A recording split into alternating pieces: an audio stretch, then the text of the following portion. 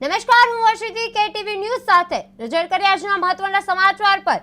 ભરૂચમાંથી સમાચાર મળી આવ્યા છે। ભરૂચ જિલ્લાના આમોદમાં નગરપાલિકાના મુખ્ય અધિકારી પંકજ નાયક ફરી એકવાર ગેરકાયદેસર બાંધકામો અને નિયમ વિરુદ્ધ શોપિંગ સેન્ટરો સામે લાલ ધૂમ અવતારમાં જોવા મળ્યા છે। શહેરના શોપિંગ કોમ્પ્લેક્સોમાં ફાયર સેફટી, ઇમરજન્સી વ્યવસ્થા અને પાર્કિંગ જેવી મૂળભૂત સુવિધાઓના અભાવ સામે નગરપાલિકાએ નોટિસો ફટકારી છે।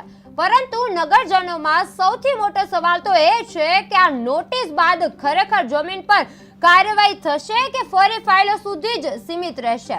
અગાઉ પણ અનેક નોટિસો આપવામાં આવી હોવા છતાં કોઈ અસરકારક પગલું ન લેવાતા હોવા જનતા માત્ર નિવેદન નહીં પરંતુ કડક અને નિષ્પક્ષ અમલવારીની માંગ કરી રહ્યા છે। શું આમોદ નગરપાલિકાના મુખ્ય અધિકારી નાયક ફક્ત નામની નોટિસ આપે છે? કે ટીવી વિશેષમાં આપનું હાર્દિક સ્વાગત છે। દર્શક મિત્રો, વાત કરીએ તો આમોદ નગરપાલિકામાં પંકજ નાયક મુખ્ય અધિકારી જેમણે ઘણા લોકોને નોટિસ આપી છે પરંતુ તેની અમલવારી ફક્ત કાગળ ઉપર જ થાય છે તેવું નગરજનોનું કહેવું છે।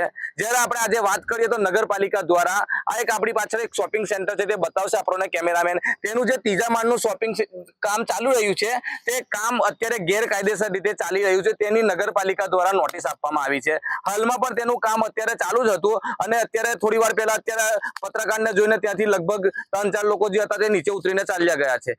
કહેવાનું રહ્યું કે નગરપાલિકા દ્વારા હજારો લોકોને નોટિસો આપેલી છે પરંતુ ફક્ત તે નામની જ નોટિસો હોય તેવું નગરજનોનું કહેવું છે। જ્યારે બીજી બાજુ વાત કરીએ તો નગરપાલિકાના મોટા ભાગના શોપિંગ સેન્ટરો જે કહી શકાય છે કે તેમને પૂરતી સુવિધાઓ જે છે તે આપવાની હોય છે, નગરજનોને જે રાહતદારીઓને વાહન ચાલકોને તે મળતી નથી। કહેવાનું છે કે અત્યારે એક શોપિંગ સેન્ટર તો એવું છે કે જ્યાં આગળ પાર્કિંગની સુવિધા આપવામાં આવી હતી તે પાર્કિંગની સુવિધામાં પણ દુકાનો બનાવી દેવામાં આવી છે। તેની નગરપાલિકાના મુખ્ય અધિકારીનું ધ્યાન દોર્યું હતું પણ તે પણ નામ પૂરતું જ રહી ગયું।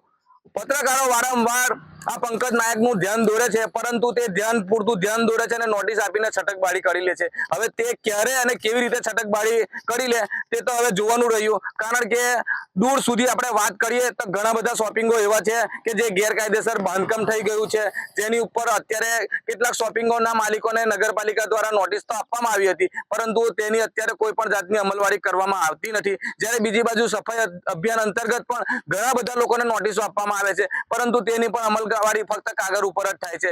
આથી કહેવાનું રહ્યું કે આ જે ગેરકાયદેસર શોપિંગનું અત્યારે જે બાંધકામ ઉપર ચાલી રહ્યું છે તેને નોટિસ આપવામાં આવી છે પરંતુ તેની અમલવારી હવે ક્યારે થશે તે હવે આવનાર સમયમાં જોવાનું રહ્યું, કારણ કે આ પંકજ નાયક ફક્ત નામના નાયક હોય તેવું નગરજનો કહી રહ્યા છે। હવે આવનાર સમયમાં જોવાનું રહ્યું કે આ નોટિસની અમલવારી થશે કે કેમ। જાવેદ મલિકનો રિપોર્ટ, કે ટીવી ન્યૂઝ ગુજરાતી, આમોદ।